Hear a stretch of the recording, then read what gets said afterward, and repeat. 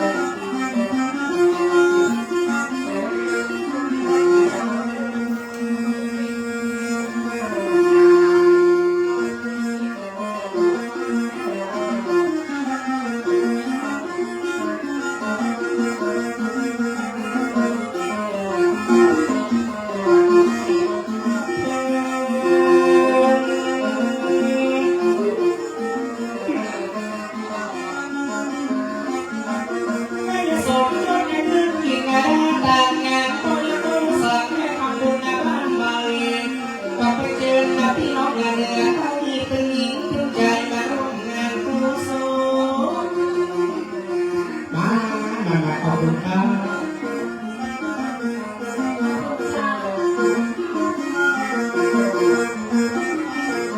พี่วังที่พี่นายส่งจนนักขึ้นที่นาดาตาหาดวงอาทิตย์อยากมาพูดที่มีหลวงรัก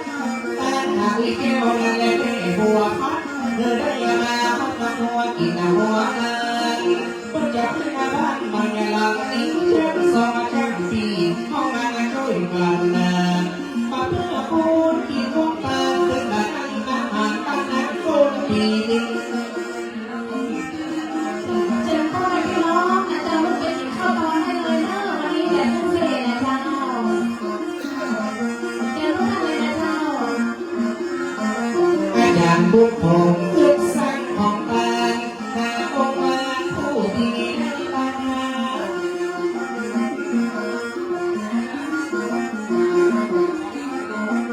เราหลังนี้ให้ทำหน้าที่ที่มีเพื่อนอยู่เอาเพื่อนใหม่เป็นลูกกระเบื้องให้เพื่อนได้สืบแก้มตาดวงตาหาตาบ้านดาให้ในหัวพักที่ตายไปก่อนที่เพื่อมาเข้ามาโคตรอีกนะโคตรตายผู้มาสองอาจารย์สองอาจารย์ดีที่งานกระสมยศได้เจ้างานวันนี้ออกแข่งใจดีใจตัวไปผู้โน้ไม่บาเพื่อนมาเลยมาบอกเราว่าของหลังทำบุญขออาจารย์ไม่ได้ทำปันแม่เจ้าขอมาดูไปยังหูชูผู้ดวงเรา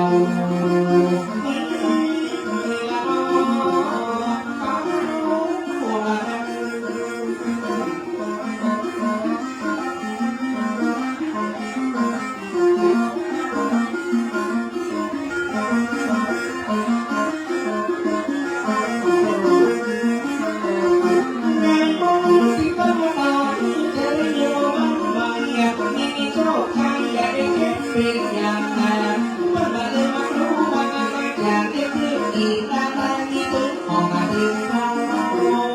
ขอเริ่มจะเริ่มการเรียกการเริ่มจะเริ่มเบื่อเขา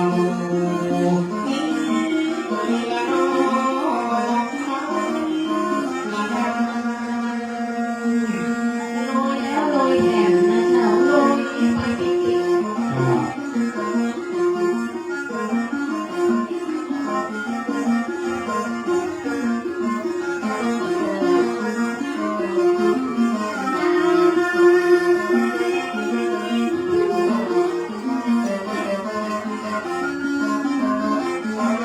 สุขีนังละตะเมตะนังละสะบังอาบังละเมียสังตุอาจารย์คงคงเอาวัฒนมาชุขอให้ผู้หญิงเอาที่นอนโกนสวรรค์ จุด ถึงทุกดวงวิญญาณ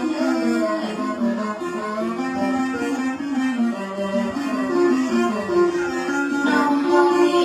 สุขีนังกวัฏฏานิตานังลาสะปังปะปังลาวินาสังตุสุจุลังกังอวตารจุออกเดินทางไปทางอรุณลังสวรรค์นังเติมคุยไม่พอไม่แอบพักนาทีไม่ดวงลังพ่อแฟนได้อังโมนาโมสุลูกแต่ว่าละเกิดนานได้กว่าที่ยายงออกเดินโมสุไปถึงเปิ้ลนัน โอ้มาภาพสติคนกลางเนาะออกแฟนนะครับเป็นอุ้ยแก้วแม่บัวฟ้า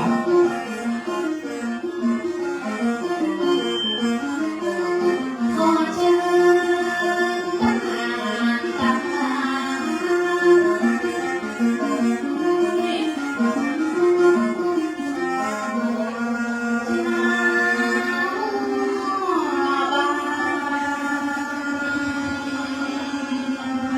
ขอเชิญทุกท่านที่ได้มา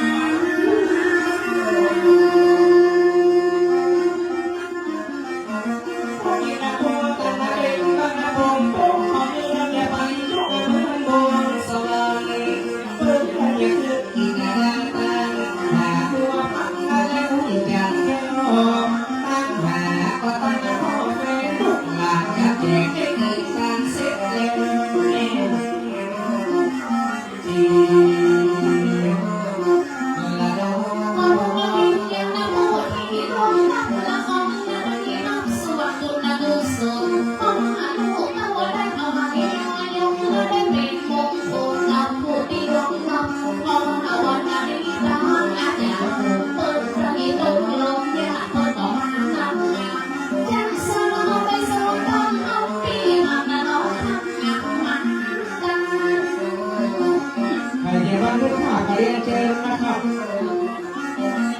เป็นดวงวิญญาณอายุที่ต่ำขอเพื่อได้คือดวงละสวรรค์วันนั้นดาดินดาตาเธอมีของกันที่เด็กตาเป็นนาแต่ที่เขาทำเราไปหลายการมาถึงเราได้ตกกับจังจีอะไรเรา อาจารย์คงไม่ทำบุญนะโอ้ที่นาเพราะว่าเราทิ้งนาที่เพิ่นได้ไปลาไปหาปูยังหาได้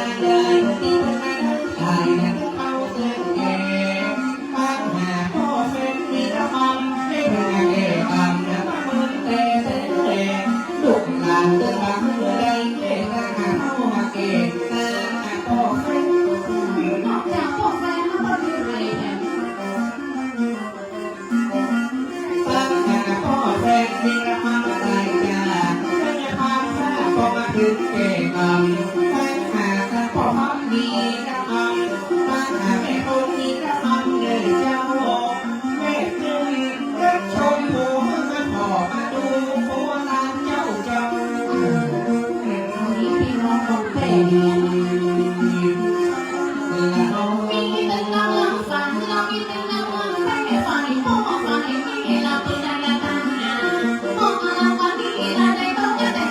เรามาดึงนี้เราไหวมาหมองกันนะ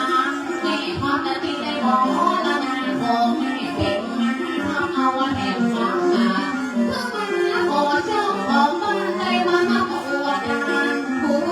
อัน ขอตามลูกแม่ คนที่ตะโกนพูดหาแม่ผู้หญิงที่โลกนี้ขอลืมแม่ได้ทันขอดวงวิญญาณและได้มาประกอบกันไปถึงละสวรรค์และไปอยู่ภพหน้าขอทุกดวงและมีแต่ที่พูดอย่าขอเคยได้ผ่านการสวรรค์จังกันจีอะไรกัน โอ้ที่มาโคตาไงลูกมาเป็นที่จะเลยเป็นนักเรื่องที่มาทำสิ่งแล้วประกาศสมัครพวกที่นักเรื่องไปยังแย่กันเธอมาตั้งส่งปานลูกเรามาพี่นะพบนำมาเจ้าเราเป็นข้าเข้าไงพบนำมาฝ่ายเธอเป็น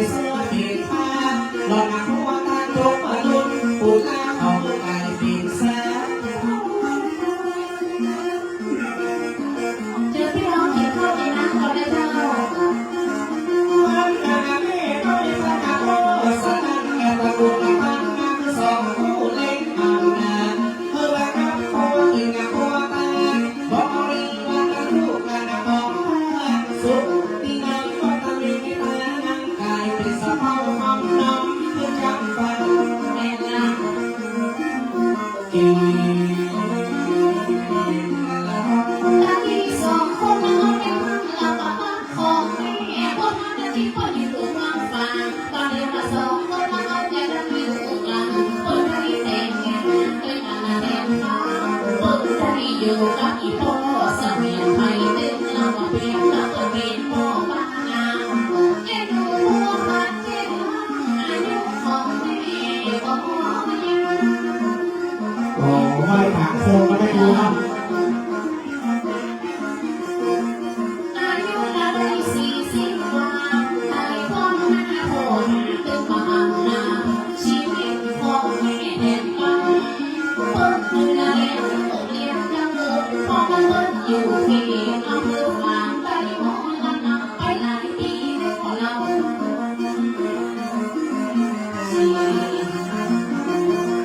อะไรนะ อย่างมาเล่นดูแม่เจ้ามาบัวพัดปีนมาเล่นตับเมื่อมาถึงมาแก่กองงานอย่างมาเล่นดูมาส่งสารสมัยก่อนน้องก็ถึงลำบากเลี้ยงลูกเธอใหญ่อาณาคาบานพอแต่ก่อนโอ๊ตนะอยากจะอยู่มาฝากที่ผ่านทุกอาผ่านเนี่ยสมัยลำบากแม่เป็นโรคมาลึก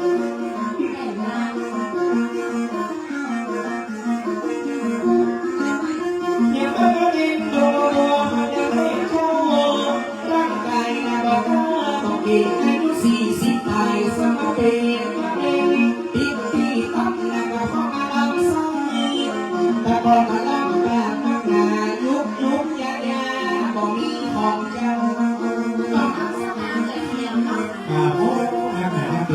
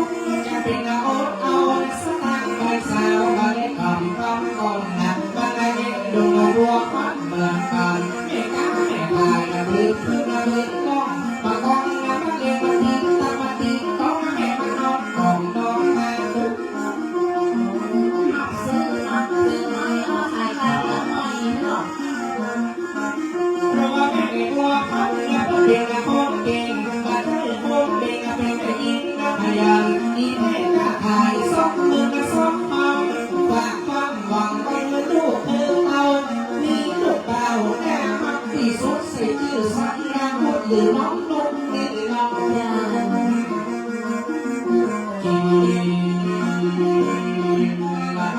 ชีวิตจะมัวพักกันแล้วจะลงแล้วเลี้ยงลูกเลี้ยงตาลูกตาว่าบุญนาซื้อมาที่ไหนก็ได้เอามาถึงเอาไปลาไปเอามาตาลากำลังนอนอยู่ที่มาเมื่อเพียงไปแต่เมื่อมาเพียงหน้าก็ยังดำหน้าน่าเสียดายเพราะเอามาชวนละหันเพิ่งสั่งมาโอ้โหใจค่ะวันรับแม่หายนะพ่อเสียแม่มาอยู่กับปุ้ยตอนนั้นเพิ่งก็ยังเสียใจให้สมยศและแท้ยังได้จะมีไฟโอได้เลี้ยงดูดังมันมีได้แค่ว่าดูแลอาสาห้องเลี้ยงเปิดมาบอกเดิมนอนบอกนำ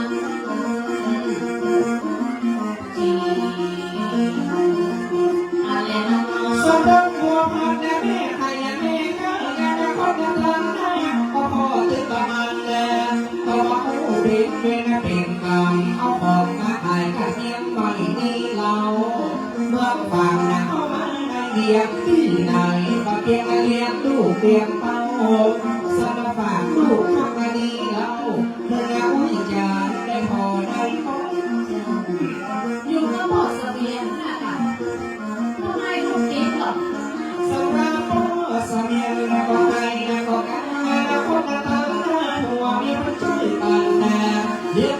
ใหญ่ทั้งกระบังสมัยก่อนนั้นก็ทุกข์ยากยากคนจากพวกฝันขับรถเข้าเบียงตีไหลถึงมาเบียงเพื่อขยันเก็บลงมันนะจีลา ถ้าละแต่ก่อนพ่อมีละพ่ออยู่เขาละจะหูเราไปทำมายากหาลำยาเสียละจะไม่อันดาทางละบ้านสมยศพ้นละก็อยู่ละก็พ่อเสวียนเขาจะหอกกับเพียงก็ทางที่เขารบอันนี้ก็ว่าเวของอะไรสมรบเขาจะเข้าจนรุ่นมานั้น เอาเราไปเพื่อพระแก่ครูนะก็มาบัดนั้น อันนี้บอกว่าโอ้ทางดาวให้เจ้าเขาสองคนละได้คู่ได้ยาแล้วบอกว่าแก่เกี่ยวที่เพิ่งเสียมาปีจะได้จ้าเขาอย่ามาหูเพราะว่าวันนี้มีบางคนยังสงสัยเพิ่งเธออยู่ที่ไหนพยายามตกอะไรนะ แต่ก่อนอย่าวันเดียวเป็นคนโดนยาสังเกตให้แก่คนมาจนเส้นให้ไปอยู่เมืองฝั่งลาวดังไปยาสังละกสังนางสมรสนาเพลงงานอยู่กับมาอุ้ยปุ๊บมันจะมีลูกเปิ้ลจนมีลานนาจิตใจนะก็มองบริสุทธิ์ตอนนี้แต่งงานอยู่ตรงนี้อุ้ยปุ๊บมาไปอยู่เมืองฝั่งเป็นบ้านนอก เรื่องได้อยู่ด้วยสเก็ต ต้นไปหาต้นไปที่อยู่กันนะแม่ที่ใช้ปากกาเหมือนกันนะต้นกันต้นนะพยายรักนานอยู่บ่ต้อยกันนะจนมีลูกมีน้องสมัยตะก่อนมาด้วยสเก็ตมาก่อนย้ายไปอยู่เมืองฝางใช้ปากกาต้นละน้องจีละน้อง ก็แม่อุ้ยแค่หัวแต่ก็พ่ออุ้ยปุ๊บก็ดีนะที่สุดแล้วต้นก็แม่ก็หายที่สุดจนของบ้านใหญ่แล้วต่อไปแล้วก็พัฒนาของกันโดยสังเกตเป็นบ้านเก่าว่าบ้านหลังเลยยังมีดินผ่านไปเด็กจะมาเป็นบ้านอยู่เมืองฝางวันไหนไปกันกันอยู่ที่บ้านน้องยัง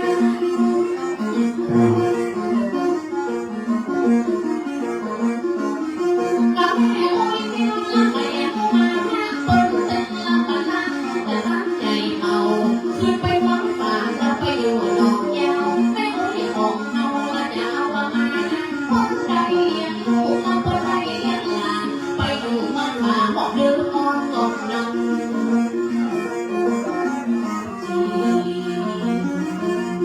อะไรนะ ซึ่งไม่อยู่ว่าเมืองฝั่งนี้มองอันนี้เขาว่าเลี้ยงลูกมาเลี้ยงเขาว่าคนเขาสมัครใจพอลูกมาพ่อแม่อุ้ยเป็นนะพ่อใจพัดมากับแม่บัวพัดเป็นนะแม่ของไอ้สมยศเหมือนกันตามปัญญาราชการให้แก่มันนักเป็นว่าอุ้ยแก้วแม่บัวพัดลูกทำหลานทำงานภรรยาเพื่อนน้อง ตอนนี้ลูกสองคนเหมือนกันเนาะ มาโอ้ถึงมาประวัติอุ้ยแก้วเอามาสอนแล้วมาไปซับซ้อนนะเลี้ยงลูกและไม่มีเงินหนึ่งคนมาจำเป็นมาดิ้นรนจำเป็นมาต่อสู้สมัยตะก่อนอุ้มน้องพามันไปอยู่เป็นวังฟางน้องเงี้ยวให้บ่หูน้องจีบน้อง มันมีเรื่องแต่เล่าและแต่ตั้งแม่บัวพัดของเอาไว้ที่นาเมื่อตะกอนคุยแค่ว่างานตาหลานเจ้าตาละวันคงสาวตาบอกว่าหลานน้อยเอาไว้ชื่อละไอ้ยังมาร่วมงานทำแต่เจ้าภาพเพราะว่ามีหลานเอามาฝากสาวบาทหลานวัน อ๋อน้องการก้าว จะขอคนและตามงานเอาเอามาคือเอาหลานเอาละมาปั่นขอคือหลานให้อยู่ที่นี่ละมาเอาละมาปั่นที่นี่จะขอขอบคุณละรางวัลน้ำใจคนไปคนไปมอบมาทั้งนี้ เรียนหนังสือเก่งๆเลยนะครับ อะไรนะ โอ้เป็นกำลังลำประวัติเอา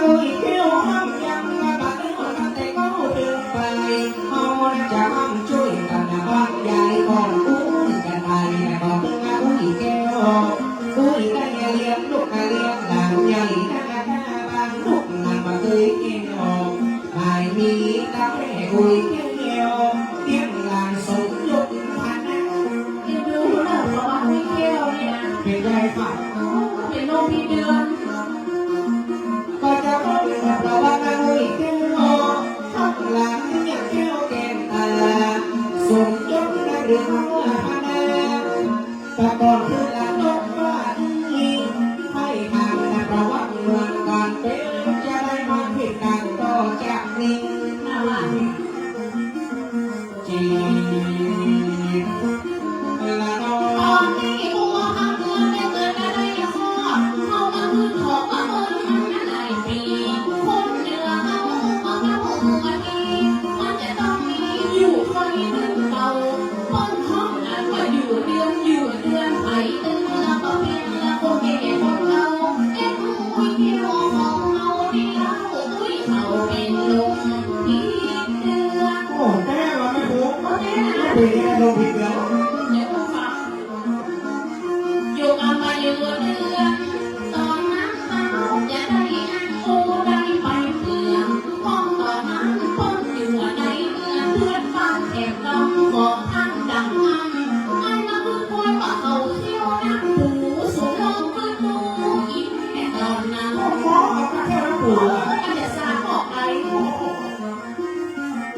อะไรล่ะ ก็จะมาคุยแค่ว่าเกิดในเมืองพันธุก็ได้พันแต่พันไม่รักแน่คนตะกอนพื้นบ้านนั้นแน่จะบินอยู่เรือนอยู่ไฟที่บ้านกันประมาณนี้เดือนเหมือนกันแน่พอมามือไปในห้องน้ำเพื่ออยู่เดือนอยู่หมอนที่บ้านบังได้สั่งไม่ได้เห็นอันนั้น ทางบ้านเปิดเที่ยวนะหูคนเข้าคนอยู่เดือน ปีบ้านข้างบ้านก็น้ำปูมาเที่ยวมากินอะไรเที่ยวประเทศอะไรนอ แม่ เที่ยวกินจะได้ทางนอเรื่องน้ำปูที่เบิ้ลเที่ยวข้างบ้านเลี้ยวคุยเที่ยวไปผิดเรื่องอย่างไรให้ออกมาสงสัยมันหอมตายเจ๊งนอ พิซซ่าเนี่ยนะเขาเดี๋ยวพี่ขิงมันเหรอ ที่ว่าบ้านละนอ มากินแล้วก็เป็นกับพิซซ่าเป็นเดือนละคะแนนเพราะเขาเที่ยวนักปูแต่ติดมันต้องสูงแล้วก็กินดูว่าหาที่นั่งเขาดังงานพอมาตอนนั้นอุ้ยเที่ยวบ่สบายอยู่ไหนมาก็ตึกสาวเขาหัวหันเหลือขนาดคนว่าอันนี้สามีเดือ อ๋อน อันนี้คนเขาแบบพิซซ่าเนี่ยนะ พิซซ่า มันมีพริกกินนะนี่ แม่คนว่าพิษกินแล้วก็เป็นพิซซ่าคนเหนือเอาว่าบ่มีไผ่เหมือนคนเอาว่าเก่าคนหอมว่าพิษเดือนไผ่ตึงบ่เพียงตีบ่ดังนาแม่คนเลยบ่ให้สบายเริ่มต้นมาตอนนั้น อ๋อ จีอะไรล่ะเนา บอก ะ มาดูคนละทีสินะมาพบแม่ตั้งเอาพบพบพบพบปีใจกันเป็นลมพิษเดือนบ่มาขึ้นเมื่อวันตึ้งกะขึ้นตึ้งกะล่องงานกะจนปอจีบเข้ามาเมาหัวเนี่ยกะจำเหี่ยก้อนเนี่ยตึ้งกะขึ้นบึ้งกะล่องไทยเอิญห้องกะบะหึงบา เนี่ยคนเอาว่ามีเดือนเป็นพอเป็นย่อมเลิกก็สบาย ล้มป่วยมาบักให้สายคนเมืองมาบ้านมองมาเปิ้นหือห้องพ่อบะหือบะอึ้งปึ๊ดก็หุยปึ๊ดก็เงียบอยากทรมานก็ให้เที่ยวในบ้านเมืองสักเป็นลมที่เลือดเป็นโรคติดตัวนอนจีละนอน เป็นคนว่าเป็นคนละที่หน้าดูก็เป็นสาก็มุ่งหัวใจไปทั้งละจะยังไปไปเพิ่งไผ่มาก็บอลไรเพราะว่าสตาร์กับคนมาก็เทียมคนละมีเดือนตามเพิ่งบอกไว้คนละมาจนไรจนแม่ปุยขันภาษา อ๋อ เป็นมาคนนักสู้ ตอนอายุอา70 กว่านาที่เปิ้ลว่าจะใครแม่อุ้ยเที่ยวเปิ้ลบ่สั่งไปโหสู้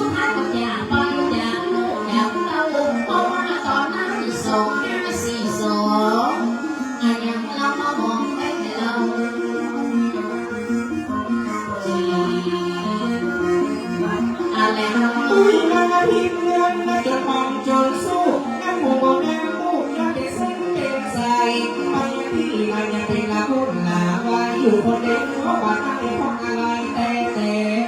พิษเดือนเป็นคนบ่หูตัวอันยังมาหน้าอวดเพราะคนเข้าโกงเก่งมาเล่นดูมาอุ้ยเที่ยวแต่ห้องมาเขาว่าผีว่าผี งานคนที่บ่ายอ่านรับมันก็เป็นภาษาบ้านเรื่อง เพราะว่าพิษเดือนอุ้ยมันเป็นสาอย่ามาลำบากแต่มาลำหนาซ้ำแต่ก่อนอยู่กับต้นกับนาเที่ยงลานสมยศอยู่จองอยู่บ้านนี้ถึงอุ้ยจะมาพิษเดือนอ่อนหลานเลี้ยงที่พื้นเรือนพอคอยนี่นั่ง ต้องรออยู่นะหลานรออยู่หรอก ครับต้องเข้าเป็นพิษเดือนเนาะ เจ็บเอาหัวอะไรอยู่นั่นจมอยู่ในโลกะมุนจะเป็นอะไรงานพวกนั้นน้องนั่งกำลังเดียวกับลำงานพวกเขาหาโอ้ดีโอ้คุยแนววิ่งที่มาที่เพิ่งเป็นยายแต่ก็สบายในตัวแน่นอนส่วนรุ่งเป็นลานจำเป็นต้องออกเพราะแต่ตุ้งไปออกเหมือนมัน โอ้ฉันก็เอาเข้าหลังได้กี่พ่อได้กี่พ่อเองนะ สบายเอ็นดูตั้งแนววิ่งเกี่ยวเป็นที่เพื่อนเป็นน้ำองค์น้ำตาตั้งเธอกระปวดแข้งล้างเธอกระปวดตาโลกชาลาหรือว่าโลกเขาโยกอายุได้70 ปลายเลิกก็สบายเข้ามาได้แต่เราประมาณ70 ปลาย80ต่อนั้นงานแล้ว บางคนเขากันเล่าบางคนเขากันว่าเขาเลี้ยงเที่ยวผีบ้าจะไปทำมันเดียวมาเมื่อละครที่เขตเมืองปางเปิดเลี้ยงหลานน้อยจนใหญ่มาเข้ามาตอนนี้มาเข้ามาที่เขื่อนมันเป็นลมพิษเดือนสู่จะไปเข้าไปลมมันขึ้นมันหุยให้สุนีมันไปอย่างวนอย่างวน แล้วก็ต้องเอาเที่ยวที่บ้านกัน แล้ว แต่นั่นแหละ บางคนแล้วก็ว่าอุ้ยเที่ยวผีบ้านมาไปตามหน้ามันจะลืมตามหลังสมัยนั้นละก่อนนั้นละก่อนเมืองฝั่งมาพอไปตัวอุ้ยแก้วออกไปเล่นออกบ้านออกจองเล่นมาออกจองอุ้ยแก้วจะมาเห็นแล้วไม่พูดเลย ละ ตะโกนตะโกนตะโกนวันนี้มาสู้ปานาเข้าไปหาเราว่าตะโกนเราตั้งใจเอาประวัติไม่แก้วอีกเดียวพ่อตะโกนเปิดบังลาเราหอกระเด็นก็มาเข้าไปแก่แล้วระวังเรื่องกระปังให้อุ้ยเดียวกับเดียวสุดจะโดนไม้กัน พ่อจะมีพ่อเอาไว้แก้วมาหู เราว่าไม่มีเรื่องเราว่ามีบ้างแล้วเธอก็ลืมนะแล้วเธอก็ลืมหลังสร้างก็มันละเอ็นว่าสงสารเส้นทรมานหัวใจเราตรงมีเดือนมาเข้าไปออกไปแต่ยังอย่าไปตื่นวันข้างเจ้ายากว่าหายอะไรเรา ไม่ว่าลมเตือนในหัวบางอาทิตย์เพิ่งแต่จีนไปสักนึกอุ้ยแก้วพนักงานนักเลี้ยงจนได้ธนาคารบานหลานอุ้ยกระเดินห่วงมาเป็นห่วงให้สมยศนำหนาจะไปจะมากลัวหลานมาพ้นนานก็อยู่ในอุ้ยกระเดินเป็นห่วงพอถ้าหลานน้อยสองคน เก็บทางซ้ายทางตะมัวสองไทยกับบ้านนะต้องก่อน ลุกมาเมื่อเจ้าอุ้ยไปเอวจนหัวซอกทับทำหัวก็เอาไปไทยตักน้องแนวน้ำมันบะไก่เต้าใดไทยพักเอาเงินเพื่อลูกเต้าลูกและลานมันจะกินให้ยังซอกมือฟังเจ้า แต่เรา เจ๊เจ๊พักตามหัว จะเก็บเอาทางนั้นแล้วก็รัวทางแค่มีตามแค่ด้วยตาว่าไปขายถึงจะก็ให้ลงมาเป็นหัวก่อนไงจะประมาณไรคนก็ไปต้องซ่อมไม่แก่อุ้ยที่เขาคนเอาไปซ่อมขายมือพี่ว่าไม่ยิงใหญ่ผู้ว่าดังมาหัวมาเอามา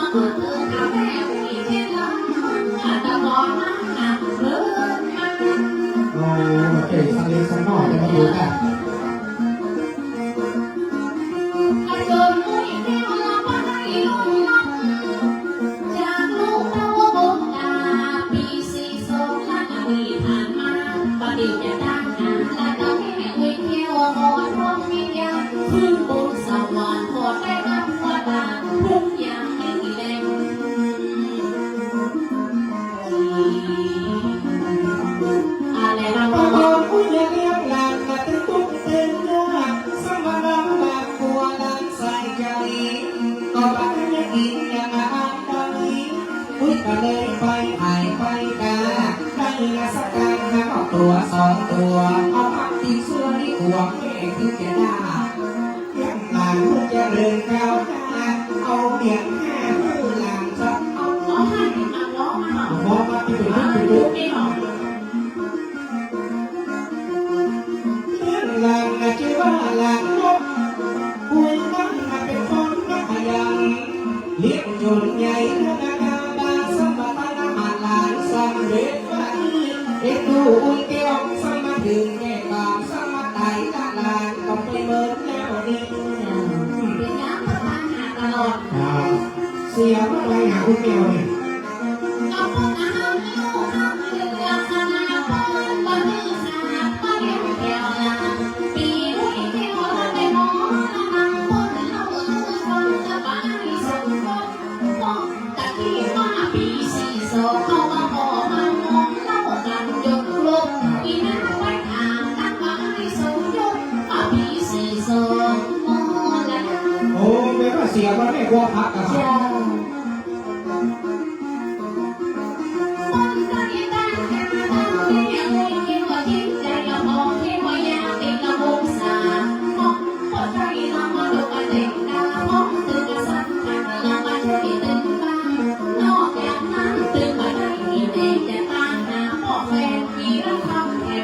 อ๋ออันนี้พ่อถ้าแกผูกเนาะเจ้าเพื่อนหนักไม่สมยศหรือว่าหนักการยกลาเมื่อฟังเนี่ยเมื่อไรอยากกินกินอะไรตาหาดวงอาทิตย์ยังเอาอีเที่ยวดีเรามันก็เดินทอดหน้าฟังเก่าฟังลำอยู่ด้วยกันที่อยากนั่งกันเข้าเสื้อผ้าได้นุ่งผ้าผืนเก่ากี่นาทีหัวเน่าเห็นตื่นวันตื่นวันอุ้ยไม่ได้กินอิ่มกินเต็มเนี่ยพูดก่อนนะพิกแม่และกระจอกห้องกาอย่ามาลำบากที่เขาเย็นเป็นประจำหลานสมยศตั้งใจสักคำก่อนลูกเขาขึ้นเขาสร้างก่อนมีเงินก่อนมีทองลูกจะกินตั้งหาได้อุ้ยสักครั้งจีละน้อง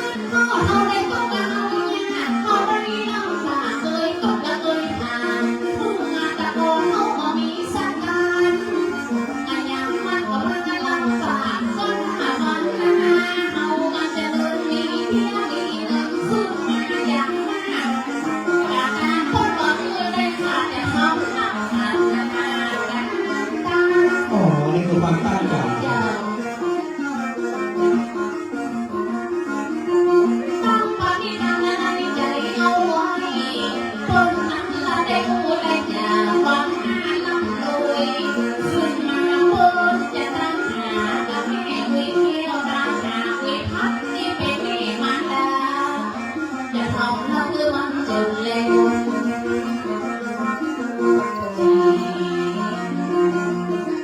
เรา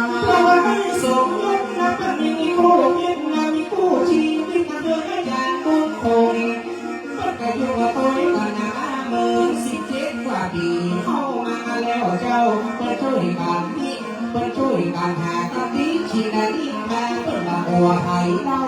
อยู่กับตัวกันนะมึงนั่นนะเต้เล่ากับอาจารย์บุญคงจะอู้ฟง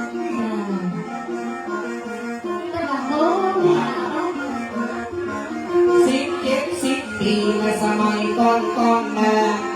เพิ่งมาได้อยู่ต้อยกันสักทงและสตังค์มาซื้อที่ดินสมัยตะก่อนก็สังเกตที่ไหนตึงบัดเพียงสองที่ดินลงนิ่ง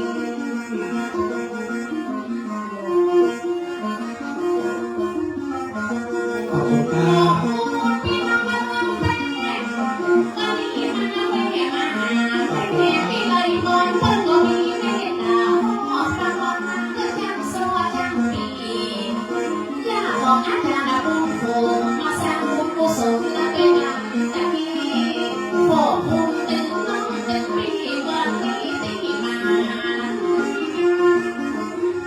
เรียนจริงพี่น้องยังไงครับ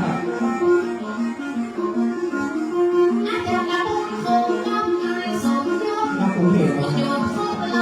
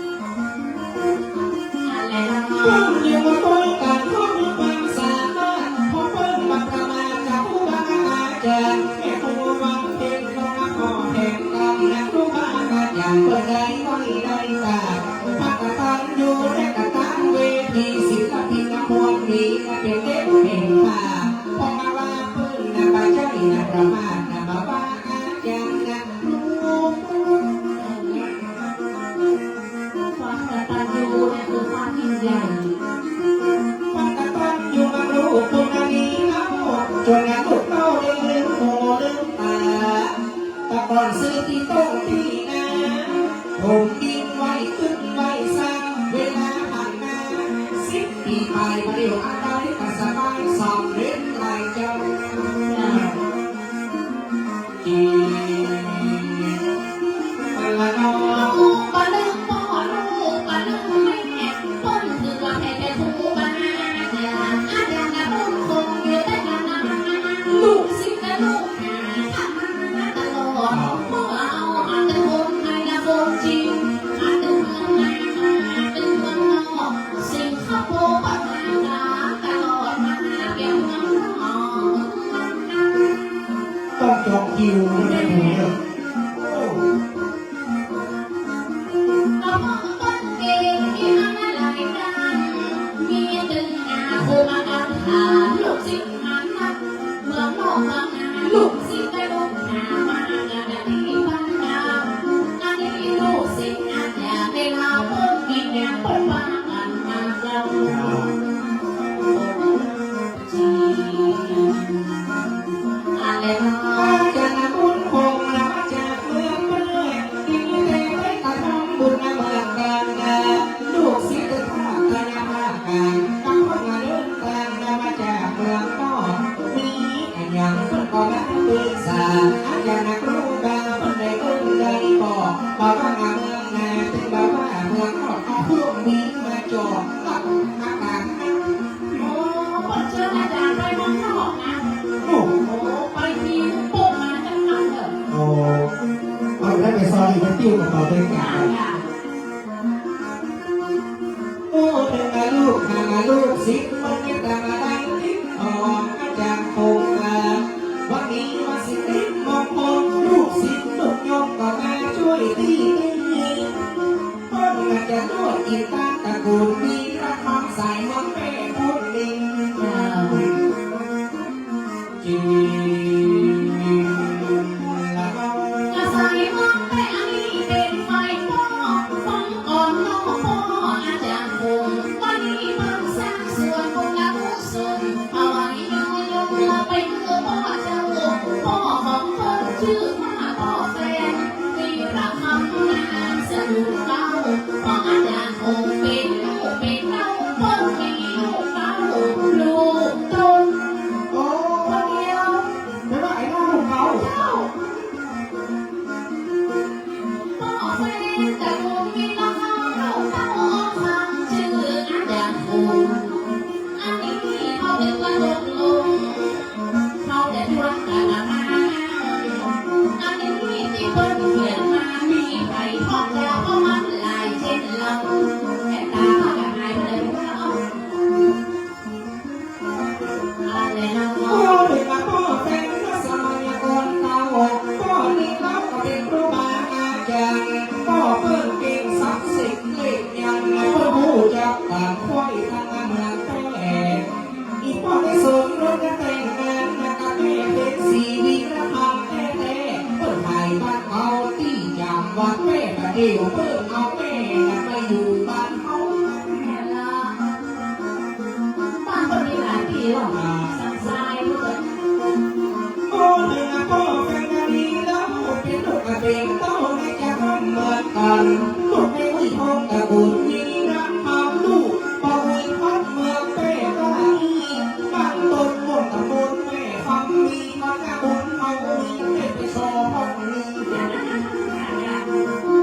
ฝากเขาเป็นผู้พยอมนะครับ กระโปรงในห้องเราจะห้องชัดชัดจะห้องเบาๆพ่ออาจจะคงตอนเดียวไม่เวลามันก็เลยเลี้ยงโมเอากระตุกลงแต่ควงกันมาเลี้ยงพ่อแม่เพิ่นเป็นลูกใครมีตั้งใจเอาแต่ชวนกับทำเป็นเด็กแค่ทางของพี่น้องของท่านที่เขาเอ่ยอ้างมาวันนี้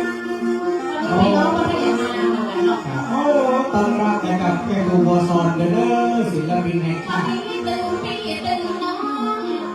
หมูเป็นยาติกาของเอาวันไหนคนเดินดังมาถึงเวลาไหวมาของอันเขาจะได้ตอนทักแม่ครูกว่าสอนเธอมาหยิบเขาตอนตัวกันแก่นัง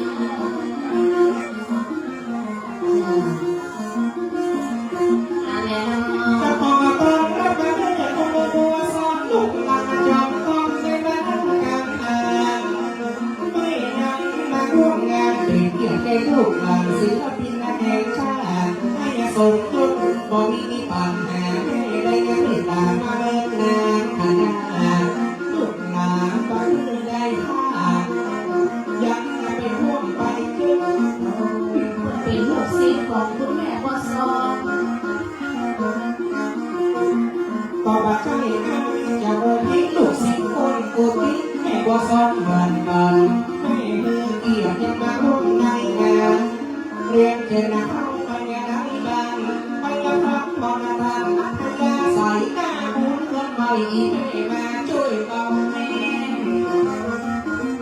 จีละน้อ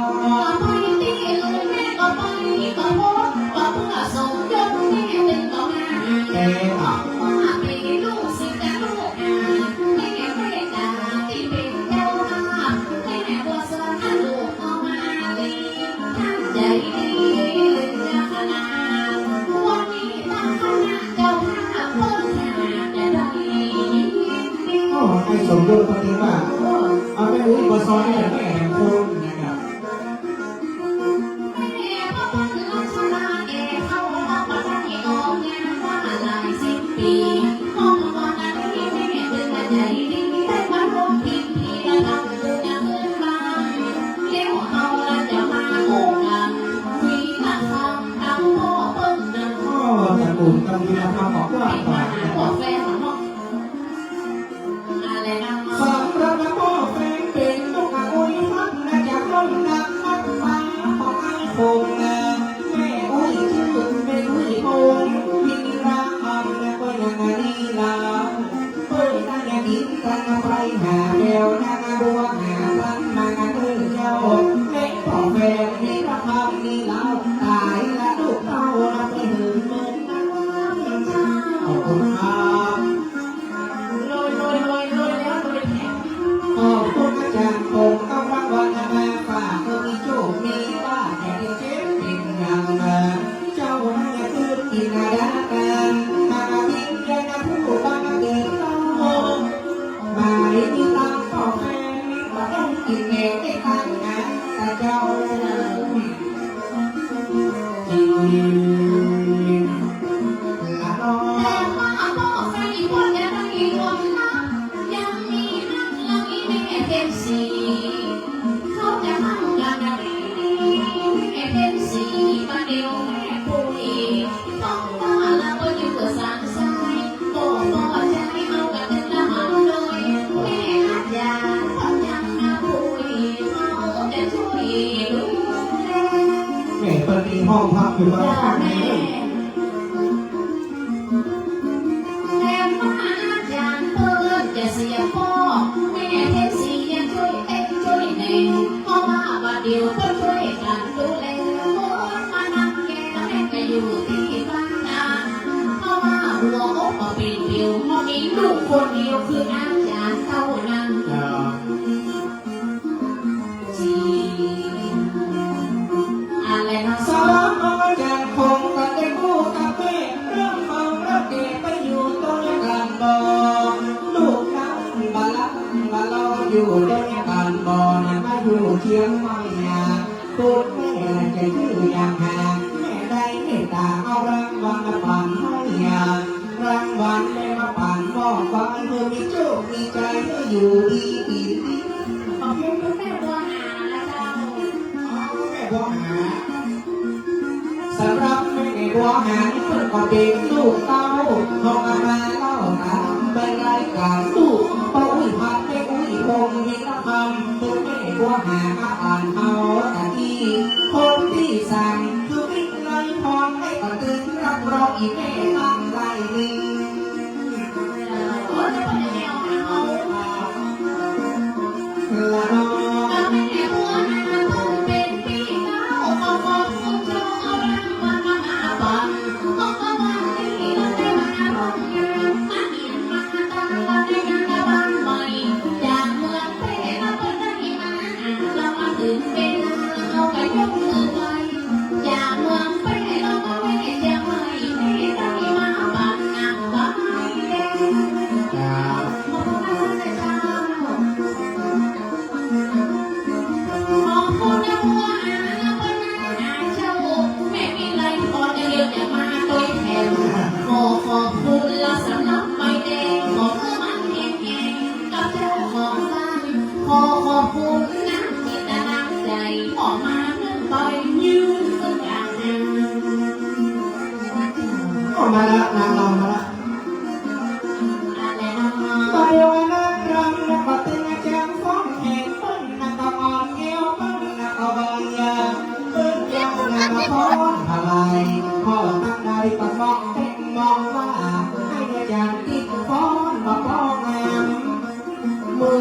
กินหลังคานางรำเพิ่งมาฟ้อนทางงานเต้นอย่างมากแม่น้องฟอนอยู่เอาตัวยังเด็กไก่พันธุ์ เอาดูให้น้องเลย ดีเลิศเนอะ ขอบคุณนะแม่เรามาขอบคุณนะจังฟอนแค่นับมันก่อนมาบำรุงมาอุดหนุนฟอนผู้ใจกันถวายยอบุญขอมาขอบคุณนะน้องสาวเด้อเจ้ายังนอนรักวันนะป่าเมื่ออยู่ดีอีกวันมั่งมูลตุนไปเมื่อเราเป็นงานก็ไม่ได้ฟ้อนแล้วก็เป็นบ้านฟ้อน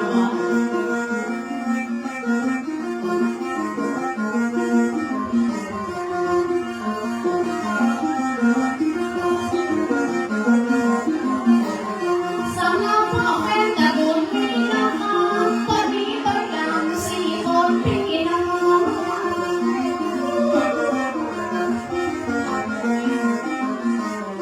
เอาได้รางวัลจากคณะอาจารย์คนน้องเปิ้ลเอามาฟังขอขอบคุณนะเจ้าไม่ได้งานหาแต่ไม่ได้รางวัลนางเบาพี่เนตพี่สาวพ่อแฟนพ่อของเจ้าค่ะ ประเด็นนี้เหลือ มี สา สี่ ม พี่น้องเหลือ3 ไม่พี่ทัน กระคนที่2ก็คือพ่อแฟนที่มรณะตายจากเป็นพ่อของตาเจ้าข้าบนไกลกันหาตามผู้พ่อแม่น้องคนที่3เป็นแม่วิไรพรนามสกุลรักเรียนที่มาจากเมืองแพร่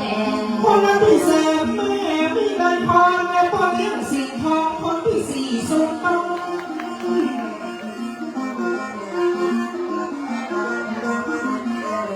พี่น้องมาเปิดมากินมาแตงต้มไปในและบ่ได้กินเองตู้ขออุ้ยพัดนะอุ้ยทองมีเล้าตั้งไปหาก็ตั้งพ่อแฟนน้องแม่น้องพ่อเลี้ยงสิ่งทองลูกตนพรสี น้องบอกแฟนน้องลา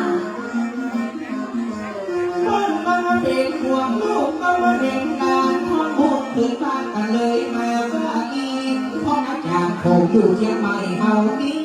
เมื่อหลายปีพ่อจะสาวปีกว่าเห็นบ้านสมาอยู่โดยให้สมยศเมืองฝากสั้นลักสร้างทานสมัยตะกอง งานอยู่เชียงใหม่มีความเจริญเป็นเมียเป็นเงินเรือบินเรือจ้าง สวัสดีครับ อันนี้ผมต่อสีทองนะครับ วันนี้และท่านสอนยกมือไว้ขอขอบคุณรางวัลน้ำใจพ่อสิงห์ทองเอามาบัตรนะคะใจดีกันอาฟ้ามาดึงใบไปไหนพี่ไหนกันไม่เป็นน้ำใจจากพี่น้องเมืองแพร่ ผมพี่น้องเราเปิดไปฟังติ๊กกันนะครับ แต่ที่เอาเล่าตามกันในกรุงกรุงเอาได้ยอโยนาเป็นแด่ตั้งอะไรพ่อฝ่ายแม่และพี่น้องเมืองเป้คนรักที่มาห่วงแถมน้องหลานคนได้เป็นนักอย่างสักอย่างชื่อเสียงโด่งดังไปเมืองนอง เอ็นดูเจ้าแฟนมาคุยปีกมาเร่งให้เนี่ยตัวเด็กมันมาเด็กเอาอย่าละหายจะลงเลยนะมีเงินจะเป็นนั่นนะก็เยอะก็ต้องยิงไม่จะบอกมาติดเป็นนะกับน้องมางานนี้ดูพ่อแฟนดีแล้ว59พอได้น้องระนำบุญเจ้าแม่บุญกับปี60เลือกยังอยู่เชียงใหม่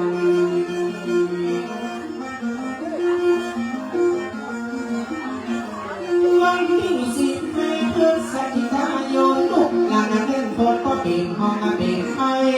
อาจารย์ของสมัยอยู่เชียงใหม่พ่อมาสบายป่วยอยู่เมืองแปรกันเพราะว่าลูกนักเรียนมันเข้ามาเตะข้าเอาชีวิตพ่อ สิ่งเก่ามันเข้ามาหาไม่น่าโลภะกันนะ โอ้ เย็นแล้วเหลือต้องกระดูกนี่ไง เขาเอาคงยาหลายแต่หลายครั้งแล้วคนใดอาสาคนมองมาตัวมันเล่นลูกเต่าปลาเอาไปยาปีหน้าบุกลุกคงยาบ้าไปฉลอง โอ้ยาปิดร้านเลยขึ้นมาไหนแม่ไปดูแค่ที่วันเหรอ แต่ว่าทางยังคงเดินหัวเทียมไม่นับจะไปเมืองนอกคนดูแลตลอดคนหน้าเมืองงานไปช่วยกันพอดูแลพ่อมาดอกน้ำป่วยน้ำหนักเองได้เต็มได้แน่ได้คอยได้พอ วิญญาณพ่อเป็นไม่อยู่ว่าพี่มาต้องหัวแม่เพลงสีลูกจะพอฟัง เจ้า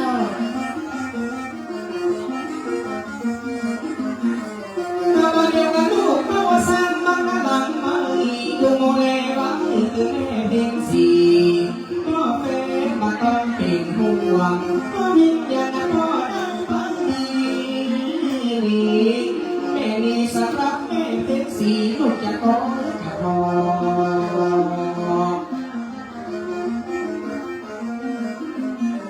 ตึกบ้านลูกนกตึกบ้านลูกคงมาบ้านได้เสียงอีพอลูกก็ยกจำน้องมาของพ่อว่าพ่อแม่เคยเดินลูกน้องเลยแม่เป็นสีได้ปันมองปันหายสุขภาพร่างกายก็ฟื้นมาเหมือนเก่า มาต้องเป็นห่วงพ่อมาต้องเป็นอันมาเดียวคิดจะกันลูกมีหลายน้ำ แต่ได้มองหรือเปล่าเฮ้ย มีแต่หน้าที่จงและมีแต่หน้าที่บ้านนี้และไม่มีความสมบัตินำทางพ้นเพียงดานละเอาให้เดียวคงละมาให้สมรสละก็ไม่จัดงานอารมณ์ปีกลำหัวมีขวดน้ำมีหันกูยาว โอ้งานเต้นงานบ้านไม่พูดเลย เสื้อผ้าอ่อนมีทั้งปวดลงและดาวไอ้ยังเด็กเจ้าหน้าเด็กบ้าว่าถึงเวลาไหวมาหัวหาต้นไทยเสียบดาหัวดานผู้ยัง ผมแม่ฟ้อนมาเลยค แต่ รับ มาเขาจะได้เจอละดวงวิญญาณได้กลับหลังหันได้เป็นได้มอง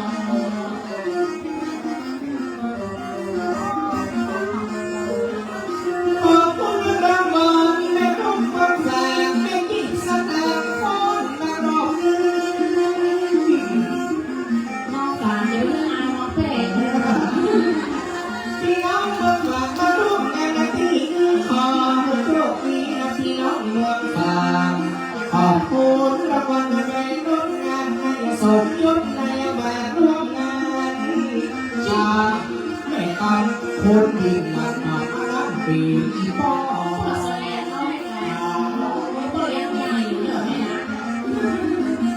วันนี้พ่อจะใส่ตะพุ่งอกพุ่งใจบ้านใหม่ของลูกของเราบ้านสัตว์เลี้ยงให้สมยุทธนารีล้ำพ่อได้ได้มาพอเห็นต้นถึงดอกไม้แดงแม่และพี่น้องเมืองกันพ่อเสด็จมาจากร้อยเอ็ด คนจะตั้งอยู่กับทางเวทีลูกคนใจพ่อแกดีใจนะ เด็กอ่ะ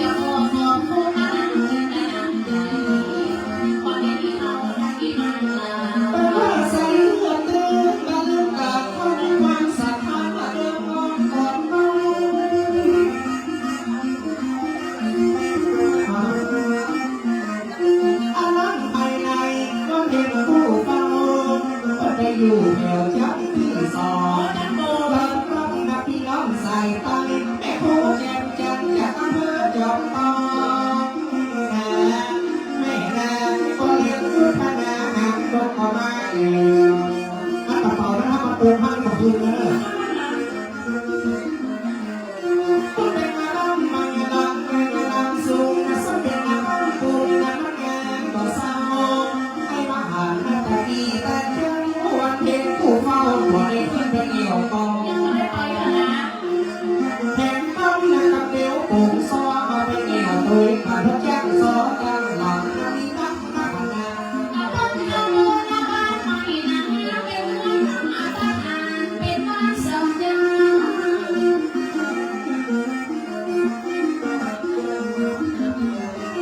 การลงมาเสียงไปหลายล้านเป็นติดรถยังละเป็นทางเป็นงานช่วยกันหา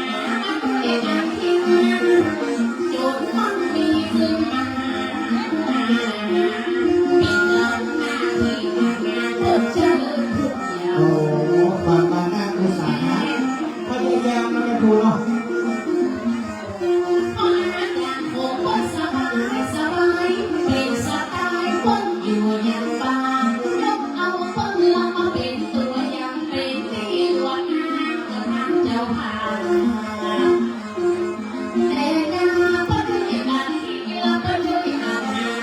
ได้เงินมาเก็บไว้ตลอด ให้จะเป็นลูกศิษย์ของอาจารย์เปิดเจ้าจากโซตะโกนลดเลยต้นลงลูก เวลาจะเบาด้วยนะ มีวันมีวันมีวันจุ่มมีงานบุญก็ยังเมาสั่งงานรัวตาอัตราบัวพันเมื่อเจ้าไม่นำมารับหัวตาว่าแม่ตาตัวตีก็ตากันขนาดลำบาก เชิญก่อนนะน้องๆวันนี้มาให้ทุกคนเถอะ วิ่งเดินโดยเที่ยวและไปอยู่ก็ฝากก็เดินฟ้าเดินตามมาบ้านท้องหัวเนี่ยสมัยตาก่อนเสียซื้อปุ่นและเสื้อหน้าปฏิโอคือแม่นำมาถ่ายเสื้อเก่าเอาปืนน่ะมีดีสามปักให้ได้งานใดสีขาวสีลายห้าใบยกดอก ขอเทวดาตั้งแห่งตั้งฟ้าขอเทวดาจุงแห่งตั้งสรร มาเลยเสื้อผ้าสตั๊กขอบใจ ขอให้แก่ตัวท่านละได้เป็นใจใหม่ขอให้เอาอีกที่ว่าละได้รับหลังวิญญาณขอตั้งมาร้องเพลงดังสะอื้นว่ามีลำพันอารมณ์ปีนั้นปีมา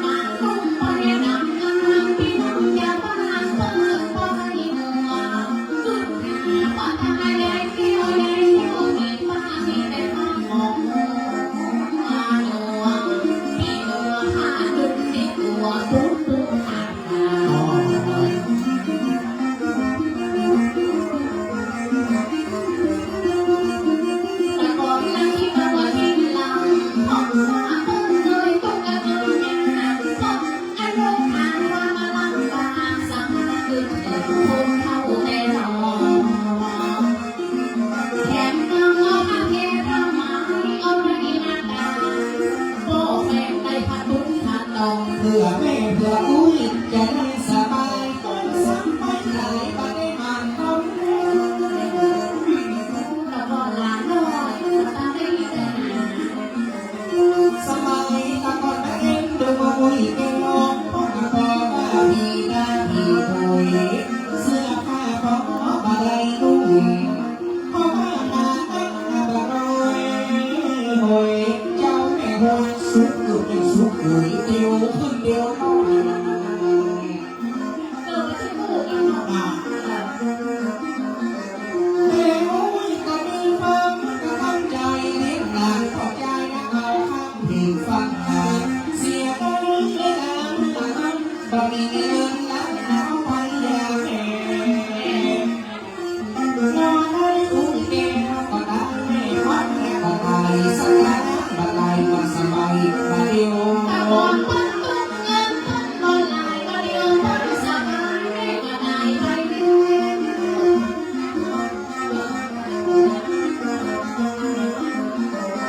มาพอเวลาไปมาแล้วไม่เอาเดียวเสียแล้วมีคนก็มีลา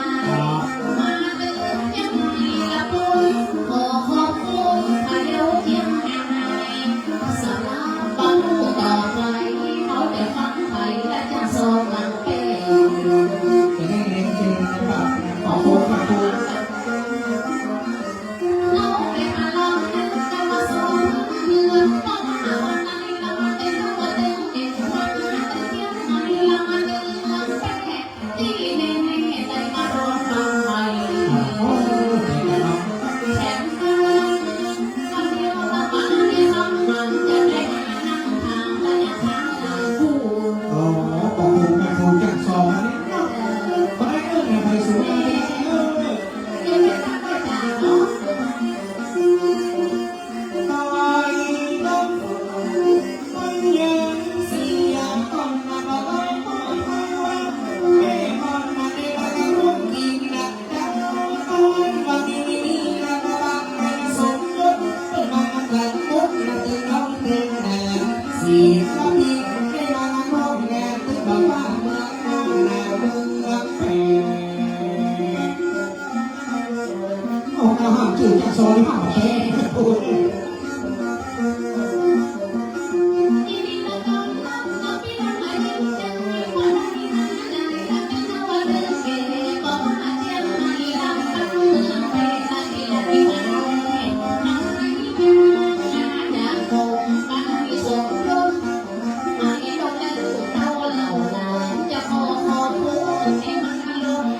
สนามบกมาผู้ทำ ขอขอบคุณนะเป็นสีเลือดีมาอ่านมาบ้างเข้ามาไหลบ้านเมืองเฟ่เมืองนั่นนะบ้านพะเยาเชียงใหม่ลำปางมาลานปูนะเป็นน้ำมองปูบ้านไหลพอให้สมยศนะเป็นมีน้ำใจเพื่อกระไปมองตาผู้ตี เป็นศิลปินเขาจะเอากันแล้วพี่น้องเป็นปีบ้างก็ได้เป็นเอกลักษณ์ปีแล้ววันนี้มาเลยมาขอขอบคุณอย่างนี้พี่น้องทั้งสองพ่อน้อยพ่อนาที่ได้มาร่วมงานบนข้าวสารและไฟมีงานบ้านใหม่ ตอนมาบอกฉลองปริญญาเล่นเล่นเล่นเล่นเล่นอย่างนี้อย่างอย่างอย่างตัวละครละมาออกไปตากันมาให้มาคนก็ขอยินดียินบังมาวันนี้ดีแหละนะพี่สั่งเพลงสองนะท่องมาตะลุกจากอำเภอจอมทองมาจากดอยหล่อปุ๊บเดี๋ยวเมืองทอง ขอบคุณพี่น้องสักหลังให้กันแล้วก็ต้องทำต่อวันนี้มาวันสวยเยอะกว่าที่มาวันมาการต้อนรับเข้าสู่วันนี้เป็นน้องเป็นพี่น้องต้องรักกันนะวันนี้อยากกินอะไรตื่นหลับสบายทุกอย่าง มาว่านานานากินส้มทำมาบัวนี่นะเป็นเกาหลีนั่นให้พ่ออาเจเรียมบริการหลายอย่างของกินดีดีกันแล้วต้องขอบคุณเพื่อนจะสนามพี่มาจากแห่งคุณเอาได้รู้